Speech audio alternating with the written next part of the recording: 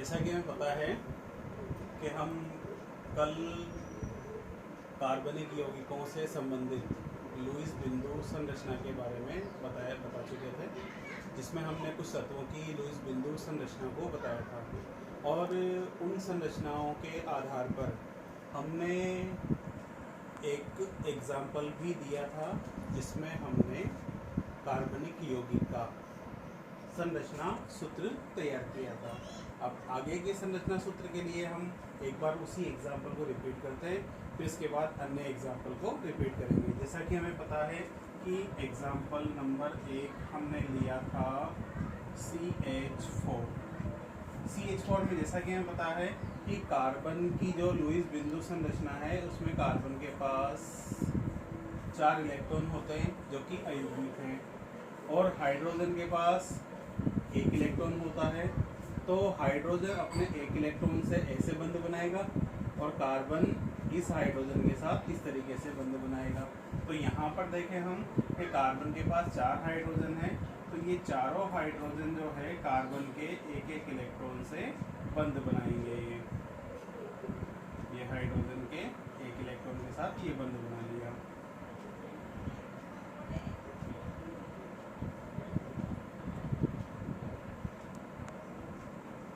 ये एक बंध बना लिया। अगर हम अगले एग्जाम्पल की बात करें तो अगला एग्जाम्पल है हमारा CH3। यहाँ पर अब इस एग्जाम्पल की बात करें तो यहाँ पर देखो 2 कार्बन है और प्रत्येक कार्बन के पास 1-1 हाइड्रोजन भी उपलब्ध है। तो यहाँ पर ये सबसे पहले हम दोनों कार्बन के लिए जो है लुईस बिंदु संरचना लिख देते हैं। ये लुईस बिंदु संरचना दोनों कार्बन के लिए, ये दोनों कार्बन की लुईस बिंदु संरचना होगी। अब जैसा कि हमें पता है कि इसमें 2 कार्बन आपस में एकल बंध द्वारा जुड़े होते हैं। इसका मतलब है कि एक कार्बन दूसरे कार्बन से एकल बंध बनाएगा। अब यहाँ पर प्रत्येक कार्बन के पास 3-3 हाइड्रोजन है जो इस कार्बन के एकल इलेक्ट्रॉन के साथ ये यहाँ पर ये बंध बनाएंगे। ये इसी तरीके से ये हाइड्रोजन इसके साथ, ये हाइड्रोजन इसके साथ और ये हाइड्रोजन इसके साथ। इस तरीके से हम यहाँ पर संरचना सूत्र तैयार कर सकते हैं। अब आप इसे एक बार पॉज करें और नोट कर लीजिए। 3 अगले एग्जाम्पल पे हम बात करते हैं। अगला एग्जाम्पल है हमारा CH3 CH2 4 twice CH3। तो यहाँ पर देखना कि इसमें हमारे पास यहाँ पर 1 कार्बन ये है, 1 कार्बन ये है। इसके अलावा देखो CH2 होल ट्वाइस है। इसका मतलब है कि यहाँ पर 2 कार्बन और हैं। तो हम यहाँ पर 1 2 3 और 4 कार्बन की एक श्रृंखला बनाते हैं। ये 1, ये 2, ये 3 और ये 4।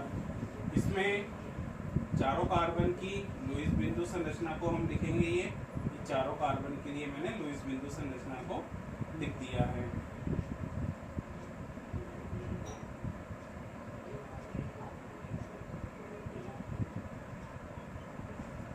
अब इसमें देखना कि जिस तरीके से ये कार्बन जुड़े हुए हैं, इसका मतलब है कि ये कार्बन अगले कार्बन से, ये कार्बन अगले कार्बन से और ये कार्बन अगले कार्बन से एकल बंध द्वारा जुड़ा हुआ है।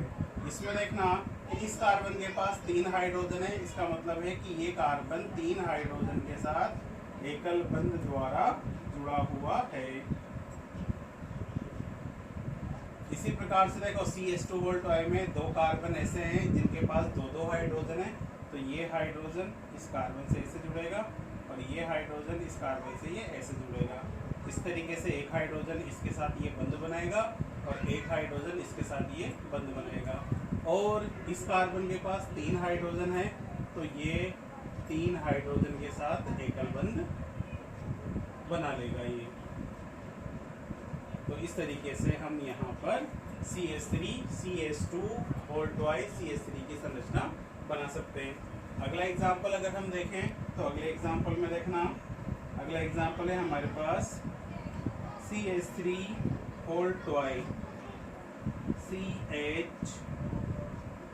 CH3।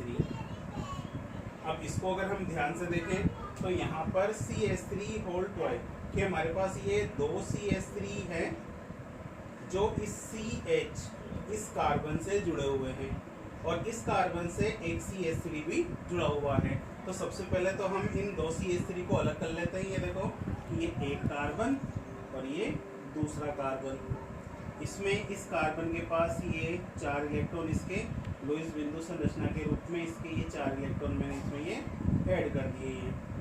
अब CH इस कार्बन के पास भी हम 4 इलेक्ट्रॉन ऐड कर देते हैं, 1 2 3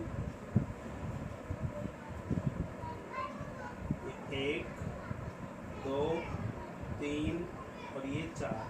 अब जैसा कि हमें पता है कि इस कार्बन से केवल एक ही हाइड्रोजन जुड़ा हुआ है तो इससे तो हम एक हाइड्रोजन जोड़ दें और ये जो दो कार्बन है CH3 होल ट्वाई, यहाँ पर हम इसमें 3 हाइड्रोजन ऐड कर सकते हैं।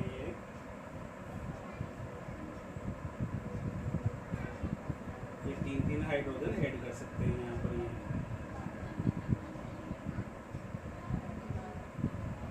अब दोनों कार्बन के पास एक इलेक्ट्रॉन फ्री है तो हम एक को तो इस इलेक्ट्रॉन से जोड़ दें और दूसरे को इस इलेक्ट्रॉन से जोड़ दें। अब ये कार्बन जो है इसके पास एक मुक्त इलेक्ट्रॉन है और ये मुक्त इलेक्ट्रॉन ये CH3 वाले कार्बन से जुड़ा होगा तो यहाँ पर ये इस CH3 वाले कार्बन से यहाँ पर जुड़ जाएगा और ये कार्बन से 3 हाइड्रोजन एकल बंध द्वारा यहाँ पर जुड़ जाएंगे। तो इस तरीके से हम इन यौगिकों के लिए संरचना सूत्र जो है लुईस बिंदु संरचना के आधार पर आसानी से बना सकते हैं। आप इन्हें नोट करो पॉज करके, फिर इसके बाद हम अगले एग्जाम्पल पर डिस्कस करते हैं।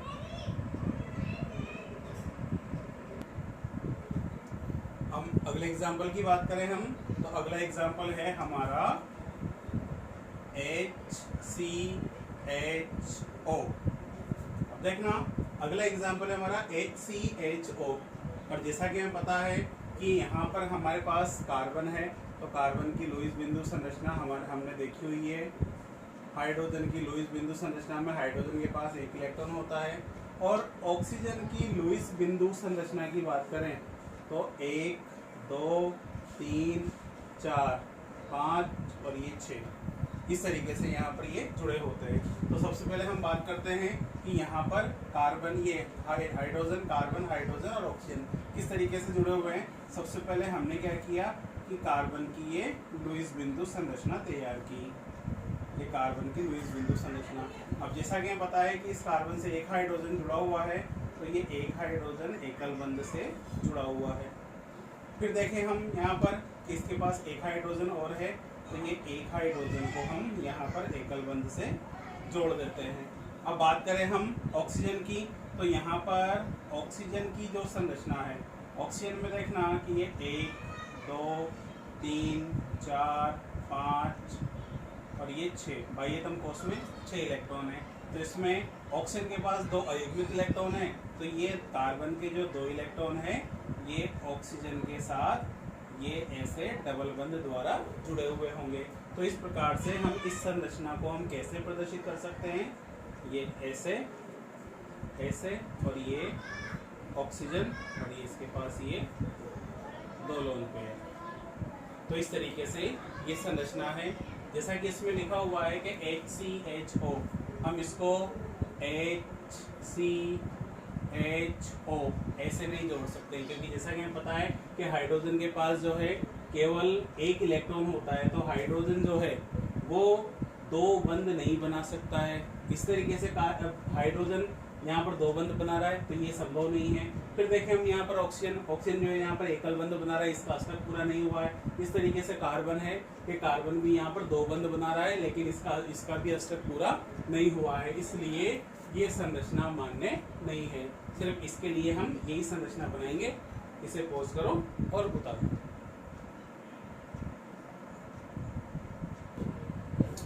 अगर हम कुछ और उदाहरण की बात करें तो हमारे पास अगला उदाहरण है HCOOH।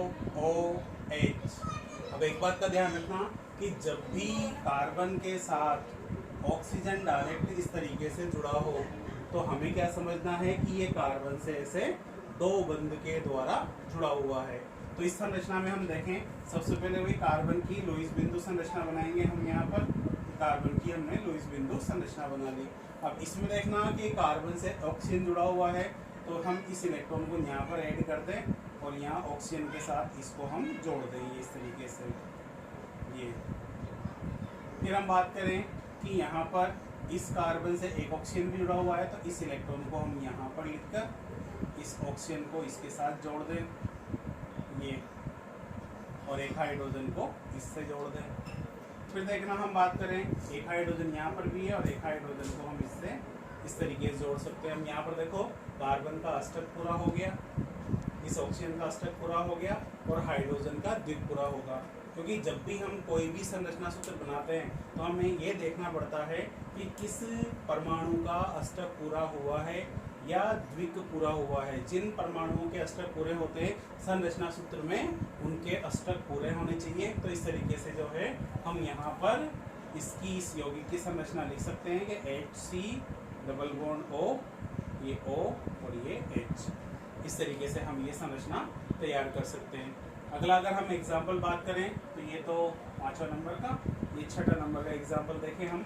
तो इसमें जैसे ये HCN, अब जैसा कि हमें पता है कि कार्बन के पास बाह्यतम कोश में 4 इलेक्ट्रॉन होते हैं, ये हमने कार्बन के 4 इलेक्ट्रॉन यहाँ पर ऐड कर दिए। फिर हम बात करें कि कार्बन से हाइड्रोजन भी जुड़ा हुआ है, नाइट्रोजन। तो सबसे पहले हम नाइट्रोजन की बात करें। नाइट्रोजन की लुईस बिंदु संरचना बना ले हम यहाँ पर। तो नाइट्रोजन के पास जो है यहाँ पर बाह्यतम कोश में 5 इलेक्ट्रॉन होते हैं, ये 5 इलेक्ट्रॉन नाइट्रोजन के। अब इसमें देखो कि नाइट्रोजन के ये 5 इलेक्ट्रॉन हैं। अब यहाँ पर कार्बन जो है सबसे पहले तो एक नाइट्रोजन से एकल बंध जुड़ेगा, और अब देखो हाइड्रोजन से बंध बनाने के बाद कार्बन के पास 2 इलेक्ट्रॉन शेष बचते हैं। वो 2 इलेक्ट्रॉन ये नाइट्रोजन से साझा करेगा ये। तो इस तरीके से यहाँ पर HC ट्रिपल बॉन्ड N और ये इस प्रकार की संरचना HCN के लिए तैयार होगी। इन्हें पोज करो और लिखो।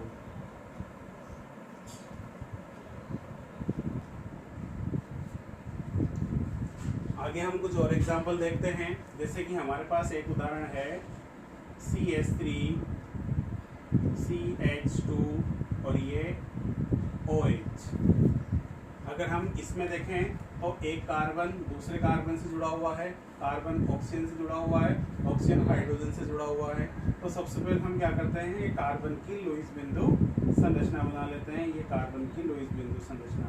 फिर एक और कार्बन है, इसकी भी हम एक लुईस बिंदु संरचना बना लें। यहाँ पर ये लुईस बिंदु संरचना, इसमें एक कार्बन दूसरे कार्बन से एकल बंध से जुड़ा हुआ है और इस कार्बन से 3 हाइड्रोजन एकल बंध द्वारा जुड़े हुए हैं।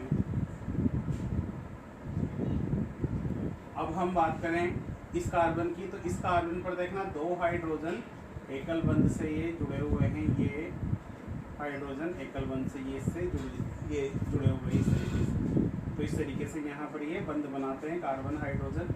अब बात करें कि ऑक्सीजन की, तो सबसे पहले हम ऑक्सीजन की भी एक लुईस बिंदु संरचना बना दें। 1 2 3 4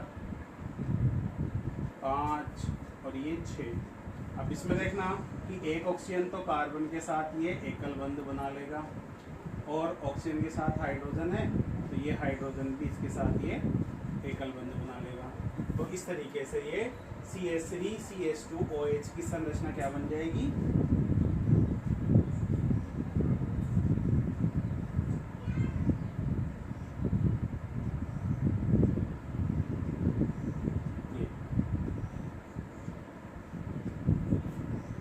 इसे पोज करो और इसको भी लिखो। अगर हम इसमें कुछ और उदाहरण देखें तो जैसे हमारे पास एक और उदाहरण है यहाँ पर CH3 CH2 NH2, और इसमें देखना कि यहाँ पर 2 कार्बन है और एक नाइट्रोजन है। तो इस तरीके से हम इसको कैसे प्रदर्शित कर सकते हैं कि जैसे कार्बन, तो ये कार्बन की लुईस बिंदु संरचना, ये हमने यहाँ पर तैयार कर ली कार्बन की लुईस बिंदु संरचना। अब इस कार्बन से देखो 3 हाइड्रोजन हमने ये एकल बंध से जोड़ दिए, ये 3 हाइड्रोजन एकल बंध से जोड़ दिए। इस कार्बन को इस कार्बन से एकल बंध के द्वारा जोड़ दिया। अब इस कार्बन से नाइट्रोजन भी जुड़ा हुआ है और कार्बन के पास 2 हाइड्रोजन भी है, तो 1 हाइड्रोजन हमने ये यहाँ पर ऐड कर दिया और 1 हाइड्रोजन को ये यहाँ पर जोड़ दिया। फिर नाइट्रोजन की लुईस बिंदु संरचना देखें तो नाइट्रोजन की लुईस बिंदु संरचना में नाइट्रोजन के पास 5 इलेक्ट्रॉन होते हैं, इनमें से 3 इलेक्ट्रॉन अयुग्मित है तो बंध भी यही बनाते हैं। तो इसमें एक कार्बन नाइट्रोजन से एकल बंध बनाएगा और ये 2 एकल बंध नाइट्रोजन के हाइड्रोजन के साथ ये एकल बंध बना लेंगे। तो इस तरीके से CH3 CH2 NH2 की संरचना तैयार हो जाएगी। इसी प्रकार से हम अगला एग्जाम्पल देखें तो हमारे पास है CH3 CO CH3। अब जैसा कि हमने पहले बताया है कि अगर कार्बन के साथ ऑक्सीजन है तो वो कार्बन से डबल बंध द्वारा जुड़ा हुआ होता है इस तरीके से। तो यहाँ पर 1 कार्बन, 2 कार्बन और ये 3 कार्बन। इसमें देखना इस कार्बन के पास 3 हाइड्रोजन है तो ये 3 हाइड्रोजन से ये कार्बन जुड़ा होगा, ये कुछ इस तरीके से। इस कार्बन के साथ ऑक्सीजन है तो इसके साथ ये डबल बॉन्ड O से जुड़ा हुआ होगा और ये कार्बन इस कार्बन से और ये कार्बन अगले कार्बन से जुड़ा हुआ होगा और इस कार्बन के पास 3 हाइड्रोजन है तो इस तरीके से ये 1 2 और ये 3।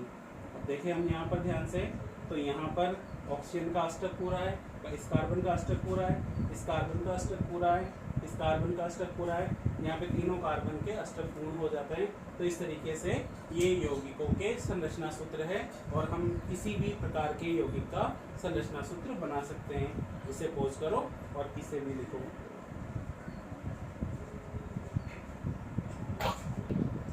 इसके अलावा हम कुछ एग्जाम्पल और भी देख सकते हैं।